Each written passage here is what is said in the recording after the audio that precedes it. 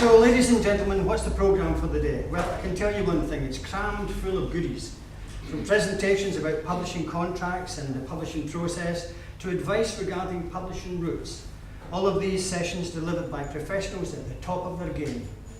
I think that the publishing industry at the moment and in the future is all about partnership. And I think that the savvy mainstream publishers as well are going to be the ones that cotton on to this.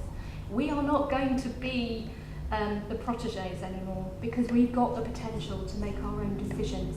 And the publishers who are savvy about that, who show what they've got to offer, as well as take from us, are the ones that are going to make it. Just feel free to use your imagination. Start with something that you know, and then build on that. Don't let anybody tell you what you can and can't write about. Don't let anybody tell you what you can and can't read. Read anything and everything you can get your hands on. Read sort of boldly. Go and find something from the school library or something from a bookshop by someone you've never read before. Read a new writer.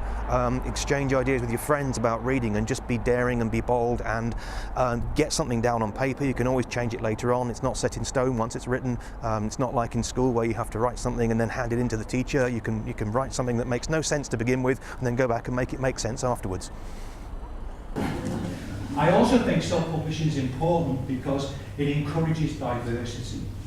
I think just as an ecosystem needs diversity to thrive, so does a culture.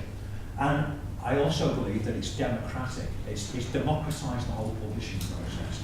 I can remember 30 years ago looking into the possibility of self-publishing a pamphlet of poems, a 60-page pamphlet.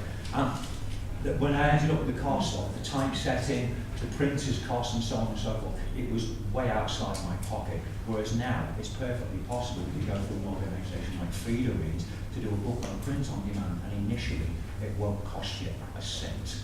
How much does it cost to publish a novel? On Unbound, on average, we need around £10,000 to fund a book. If we're going to the digital only route, it's only about £3,500–4,000. But that's because you have to have certain professional services. We believe that books that are professionally produced are better than ones that aren't, which isn't to say that you can't get great books that haven't been professionally published. But as a rule, I think they're better. Design can make a difference. Design on its own is one thing that can make a big difference to a book sales, and again, that's why it's absolutely worth the investment. I do get asked a lot, particularly by independent authors and publishers, is it worth it? And to which I would absolutely say yes. And actually, the price of a good designer hasn't gone up pretty much in the 24 years that I've been working in publishing. I think when I started, it was about 500 quid, and it still is. What advice would I give to somebody starting out? Not to settle on your first thing that you finish and think that's good enough. Keep writing, keep rereading, and get the advice from as many places as you can.